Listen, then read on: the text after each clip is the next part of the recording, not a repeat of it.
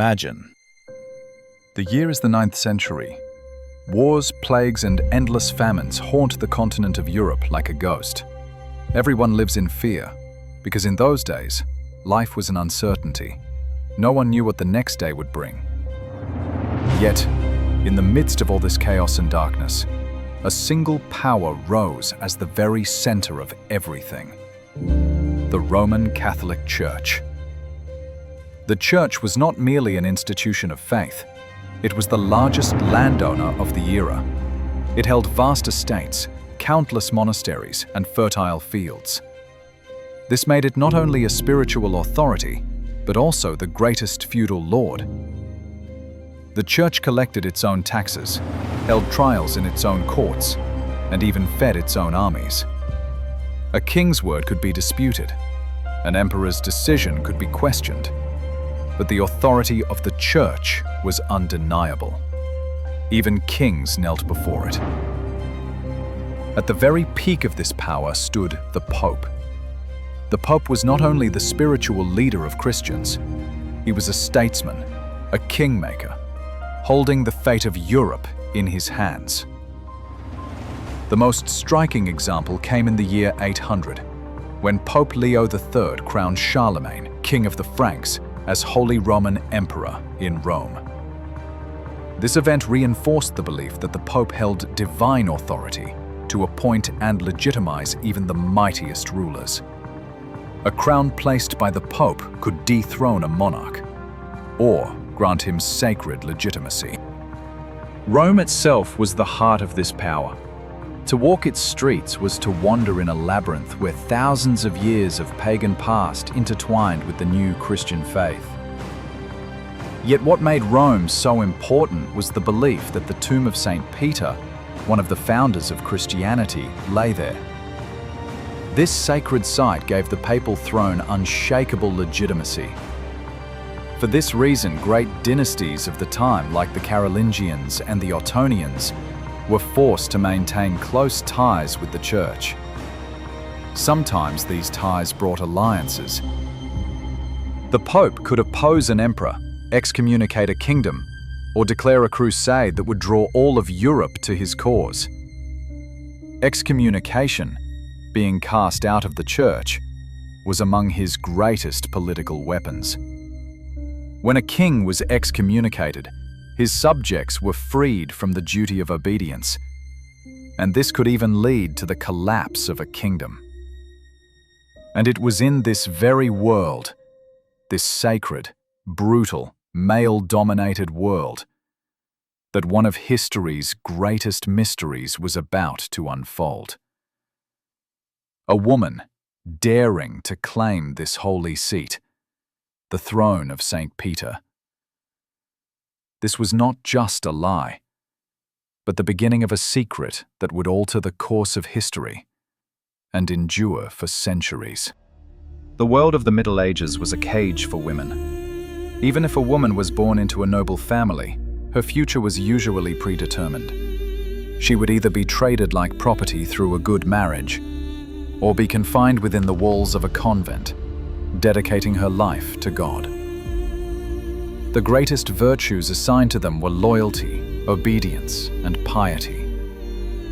Learning to read and write was a privilege reached by very few women. To be proficient in Latin, to enter debates on philosophy and theology, was an almost impossible dream. This was a world ruled by men, and the role of women went no further than being a silent part of this order. And it was in this age, ruled by strict laws, that Joanna was born the daughter of an English missionary.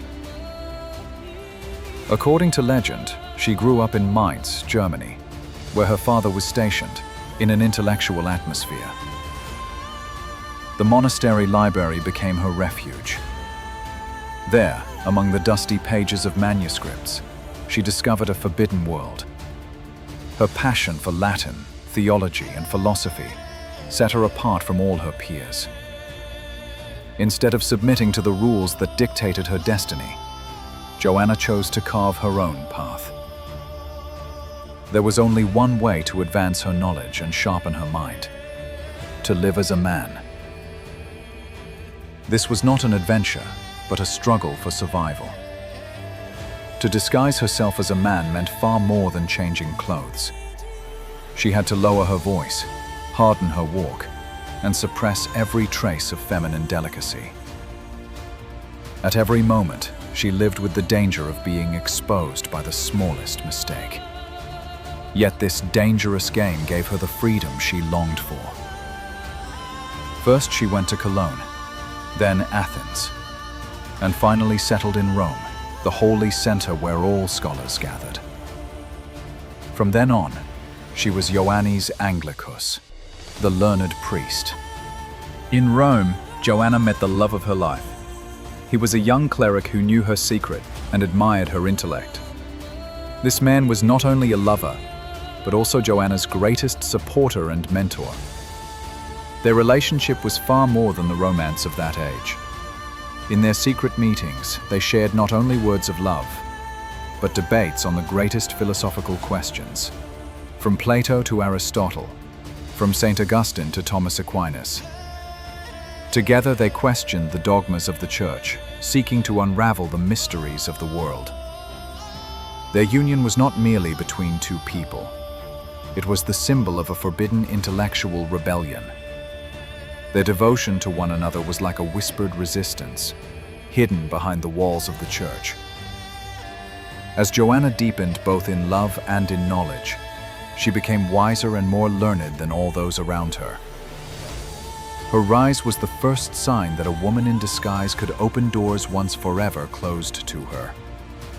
She was not only a priest, but also a mysterious talent, and that talent set her upon a dangerous path toward the throne of St. Peter. With every step, from the ruins of a life built on a lie, a papal crown began to rise. In Rome, under the name Ioannis Anglicus, Joanna had secured a strong position for herself. In every meeting, in every theological debate, she shone like a rising star. Her vast knowledge was not limited to memorizing sacred texts.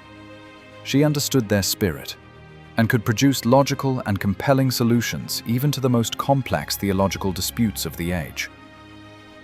One day, during one of the Church Council's most important gatherings, a heated argument broke out over a dogmatic conflict with the Eastern Church. The atmosphere was tense, cardinals presenting arguments for their own sides, but no one reaching common ground. At that very moment, the young priest, Ioannis, rose to speak. "Holy Fathers," he declared in a resonant voice, "this debate is about finding the balance between faith and reason. To deny the holy nature of Jesus is to deny reason itself. But this does not mean confining all of God's works within the limits of reason. Let us not forget, faith begins where reason ends. What matters is to draw a path where both sides can meet. The truth that God can be understood through both reason and faith." The speech cast a deep silence over the room. Joanna's philosophical depth and diplomatic wit had impressed everyone. Word of this speech soon reached Pope Leo IV. The Pope summoned the young priest to his presence and, before long, appointed him as his advisor. For Joanna, this was a turning point. She was now not only the closest figure to the papal throne, but also someone who could speak directly with the most powerful rulers of Europe. As years passed, Ioannis's fame and influence grew even greater. His wisdom was sought in resolving political disputes, in drafting new laws, and even in decisions of war. With every success, however, new rivals also arose around him. Yet Joanna, as a woman in disguise, had learned the rules of this political game better than anyone. The papal election process, the conclave, full of bribes, secret alliances, and intrigue, would become her greatest test. Upon the death of Pope Leo IV, All the cardinals gathered at the Lateran Palace to elect a new pope. Behind closed doors, fierce rivalries erupted. The most powerful Roman families, the Frangipanis and the Pierleones, pushed their candidates forward, each seeking complete control over the future of the church. Some cardinals promised wealth, others wielded political influence. Joanna, however, moved quietly and cleverly in the midst of the chaos. She appeared to watch the games from the outside, yet analyzed every cardinal's strengths and weaknesses. While waiting for her rivals to clash, she carried out subtle diplomacy to win over the smaller, undecided cardinals. One evening, she held a private meeting with one of her greatest rivals, Cardinal Benedetto. He came from one of the noblest Roman families and was ready to do anything to become pope. Addressing him, Joanna said, "Holy Father, Rome needs a strong hand to rise from this turmoil. Yet every alliance you forge in the pursuit of that power will create another enemy. What is needed is a pope above all factions, a leader who is not of one family, but of all Christendom." Benedetto was moved by these words. By flattering his pride and promising him an important role in the church's future, Joanna won his support. It was proof that her sharpness extended not only to theology, but to politics as well.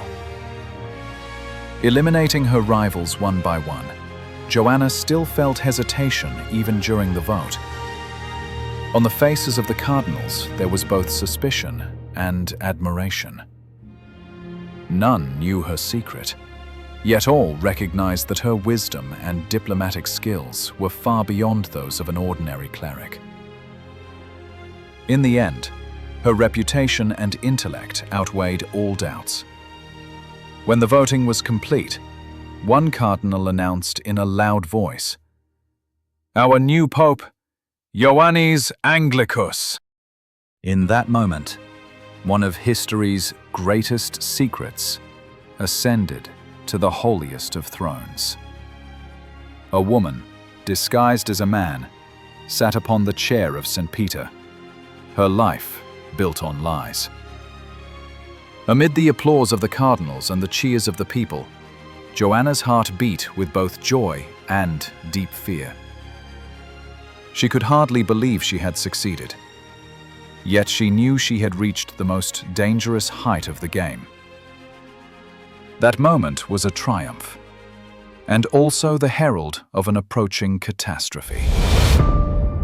From the moment she ascended the papal throne, Joanna's life was like living on a ticking time bomb that grew louder each day.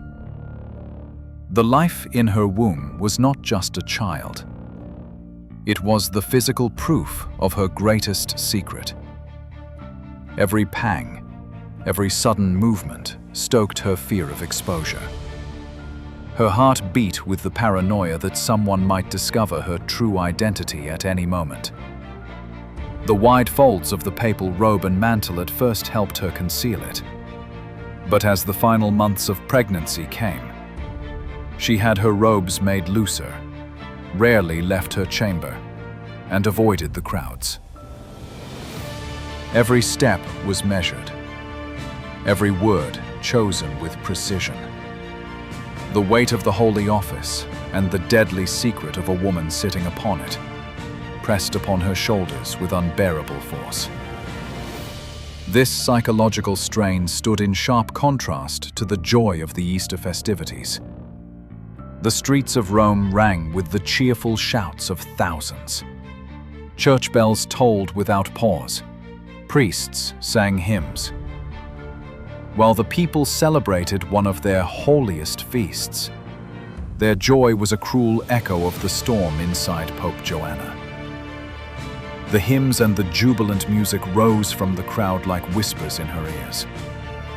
The pain in her body and the fear within her drowned out all the joy of the outside world. At that moment, The papal Easter procession advanced toward the Lateran Basilica. Joanna, clad in the most splendid papal garments, blessed the people from her horse, when suddenly a pang seized her whole body. It was sharp, uncontrollable pain. In an instant, her expression turned from joy to horror. The crowd, noticing the Pope's distress, froze for a moment. But she resisted, struggling to continue the procession. Yet nature, as if to prove that even the greatest secrets cannot remain hidden, stopped her. As they passed through the crowded streets of Rome, right in front of a temple, she dismounted under the force of the strongest contraction. The people stood in stunned silence. Beneath the papal robes, the representative of the Holy Office was a woman, giving birth before the eyes of all. This was not merely a physical event. It was the merciless, symbolic exposure of an entire lie. The scene fell at once into turmoil and chaos. Joy and celebration turned to panic and horror. The figure upon the Holy Throne was a woman. It was a moment beyond comprehension, a moment when faith itself was shaken. Amid the people's stunned gazes, whispers rose. Was this divine punishment or deceit? In the shock of the moment, the cardinals and clergy were paralyzed, not knowing what to do. This shameful scandal, driven like a dagger into the heart of the Church, marked the beginning of a tremor that would last for centuries. The divine authority of the papacy was shattered in an instant, and the fragility of its male-dominated order spread across all Europe. This was no longer a joyous Easter procession, but a scene where faith and power were mercilessly questioned. The punishment of betrayal and the secret of shame. That dreadful moment in a narrow street of Rome was not merely a scandal. It was a dagger driven into the heart of the Catholic Church. A woman upon the Holy Throne was seen not only as a moral crime, but as a grave sin against the divine order itself. The Church claimed to be God's representative on earth, possessing divine authority. Yet this event laid bare that such authority could be nothing but a lie. Moreover, it exposed the fragility of the male-dominated hierarchy. Preventing this shame from spreading across Europe became the Church's highest priority. The shock that followed the Pope's childbirth soon turned to rage. Witnesses were hastily silenced, and the disaster that had unfolded before the eyes of the people became the subject of a secret trial. Neither the honor of the cardinals nor the faith of Christians mattered more than salvaging justice's appearance. The sole purpose was to preserve the Church's reputation. Pope Joan and her newborn child were taken to an unknown place and brought before a hidden court. This was not a pursuit of justice. It was an operation of image. Presiding over the court were figures who had recently worked with Joanna, including Cardinal Benedetto. Cardinal Benedetto turned to Joanna, his face filled with betrayal and fury. "You," he thundered, "are not only a woman, but a heretic who defied the command of God. You have defiled this holy office, betrayed our vows, and shattered the faith of all Christendom." Joanna gathered all her courage and replied. Though her long-hidden identity had been exposed, her mind and spirit still resisted. "I betrayed not God, but the dogmas of the Church," she declared. "God granted me this knowledge, this intellect. It was your male-dominated rules that denied me the chance to use them. I did not defile this office. I showed that worthiness for it should be measured not by gender, but by wisdom and faith. You do not judge truth. You serve your shame. But Joanna's defense held no weight before the resolute court. The charges were grave: betrayal of sacred vows, blasphemy, and carnal sin. To preserve the church's reputation, the judges decided she would not be remembered as pope, but only as a traitor and a heretic. The outcome of the secret trial was merciless and final. According to legend, Joanna and her child were stoned to death in the very street where the infamous birth had occurred, before the eyes of the people. Another version claims both were executed by fire. This terrible punishment was not only vengeance, it was a message. The church turned the execution into a warning, ensuring the event would never be forgotten, and that no one would ever dare such defiance again. The cruel end of the tale ensured that Pope Joan would live on as legend. To erase its shame, the church removed her name from the official papal list and sought to wipe the era from history. Yet whispers among the people kept the story alive in the darkness of the age. Pope Joan endured in memory not only as a woman, but as a rebel, a bold figure who stood against a male-dominated order. Her story revealed both the ruthlessness of the church and the peril of an individual's pursuit of freedom and knowledge. The scandal of Pope Joan had left a deep and lasting wound upon the reputation of the church. To ensure such an event would never happen again, the legend arose of a radical precaution taken by the church. This was one of the strangest and most infamous rituals in history: the testiculatio. According to the legend, every newly elected pope was seated in the Lateran Basilica upon a marble chair with a hole in it, specially designed for the ritual. Its Latin name was Sella Stercoraria, the dung chair. Once seated, a young cardinal would reach his hand through the opening beneath and physically verify the new pope's manhood. After the inspection, the cardinal would proclaim in a voice loud enough for all to hear, "Testiculos habet et bene pendentes." He has testicles, and they hang well. To which the assembly responded, "Deo gratias." Thanks be to God. This bizarre ritual was the church's attempt to ensure it would never again be deceived by a woman. Symbolically, it confirmed that the Pope was both spiritually and physically male. For centuries, it was claimed that the ritual was practiced in Rome's Lateran Basilica, and that the perforated chair was once displayed there. Yet this claim remains a matter of heated debate among historians. Most believe that, like the legend of Pope Joan itself, the story likely emerged in the 13th or 14th century, spread by opponents who sought to weaken the church's authority. Today, the reality of this ritual remains unproven. Yet its presentation as tangible proof of the Pope Joan story shows just how powerful and enduring the legend has become.